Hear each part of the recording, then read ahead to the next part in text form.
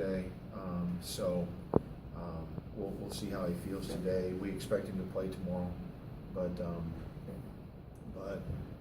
I think he was in quite a bit of pain playing in the second half the other day, but he was able to get through it and help us win. He did experience some swelling after the game, and like I said, it kept him from practicing yesterday. So we'll see how he does today. Virginia Tech still the tentative target for Ryan to come back? No, it's not looking good for that. We could be looking at a couple more weeks. They're saying that the bone has not healed yet, and so we were dealing with a stress fracture. It wasn't a stress reaction, which we knew that. We were hoping 4 weeks, but it's probably looking more like it will be closer to 6. What you got from Justice against Boston College, is that something that have you been seeing that improvement in practice, and then this was the first time it kind of showed in a game, or was that something that maybe it was the first time you'd seen?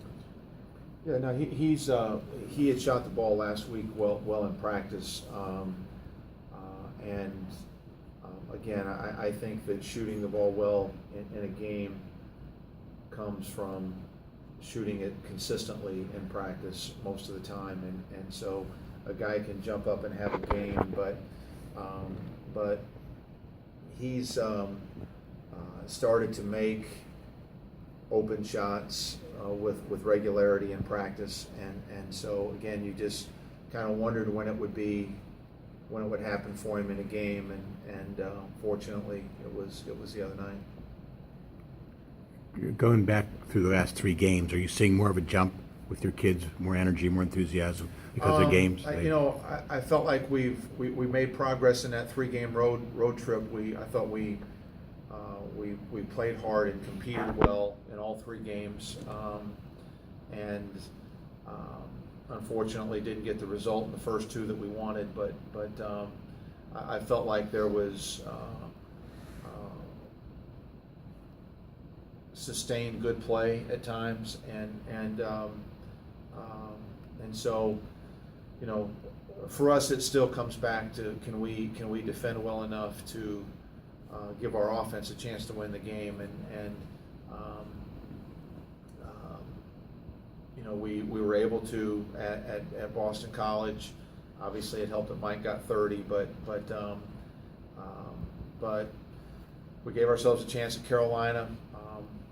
Had a chance at Duke, but they hit those 3s on us in the second half and hurt.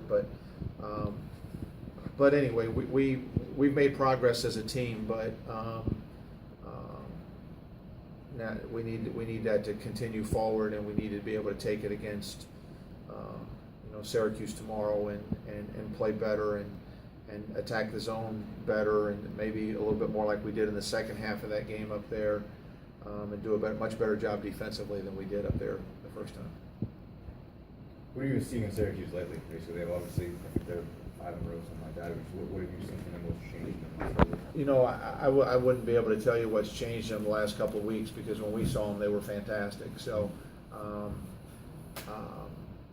you just kind of tend to watch games, and after we were finished playing them, then, we were finished playing them, and now we're playing them again. So, they just do what they do well. They've got very talented offensive players. They can score on every position on the floor. They obviously have figured out the zone and are playing their zone better than they were earlier in the season.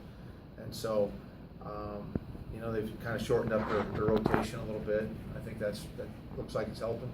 But I think they only played 6 guys against us in the first game. So. It's a little easier to do when you play 40 minutes of zone, but their zone's formidable, obviously, and we'll have to attack it well and much better than we did in the first game,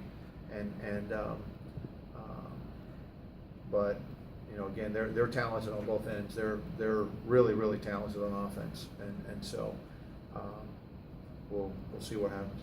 As far as attacking the zone, Kevin, what didn't you do in the first time you played Syracuse? Well, in the first half, we kind of stood around and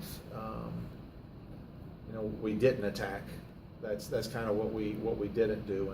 And in the second half, we started driving the ball at the basket and got to the foul line more, and that created some openings for us. But we just have to be a little more free, a little more. You got to penetrate it when you can.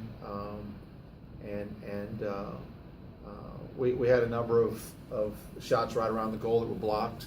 I mean, we had some layup opportunities that were missed because we got our shots blocked.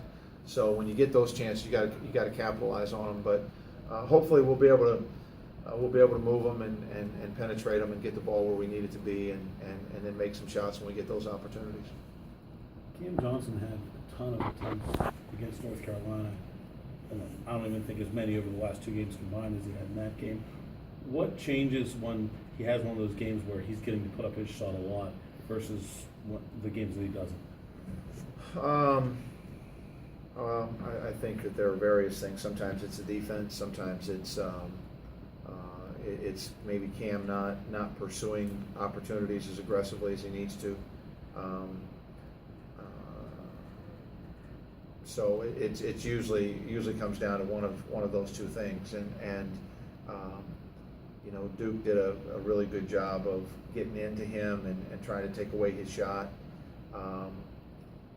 At Boston College the other night, they were into him as well, but that opened up things for Mike, and Mike was able to take advantage. And so, Cam's obviously got a reputation as a good shooter, so he has to work hard to get those shots. Syracuse and Pitt, of course, came to the ACC together. Obviously, you didn't coach in the Big East, and this is your first year in this league. But even when you were at Vanderbilt in the SEC, what was sort of the perception of those two leagues, I guess, from a coaching standpoint? You mean Stylistically? The Big East and the ACC? Yeah.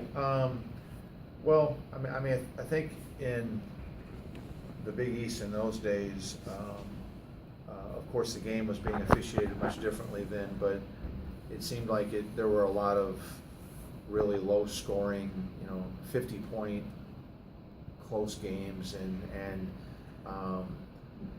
the ACC is, and whether it's because of Carolina and Duke or even other teams in other years, you go back to Bobby Crimmon's days at Georgia Tech, the ACC always seemed like it was more of a free-flowing offensive league and higher scoring, and the old Big East just used to seem like a 50-point game waiting to happen, and really, from my perspective, pretty boring. I was never trying to carve out time to watch a Big East game on television, but they had great teams and had great success, but.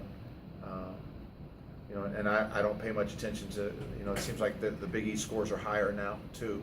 So maybe the way the game's being officiated, that style of play sort of went out with that, with the changes in the rules and how the game is called. But just seemed like the ACC was a little bit more offensive to me. Can you recall within the coaching community sort of what the reaction was to Pitt and Syracuse? No, I don't think, unless you were really close to it, there was so much movement going on at that time that everybody wondered. I think at one point I wondered when it was all going to stop, but I didn't. It wasn't because Pitt and Syracuse moving. It was because of all of the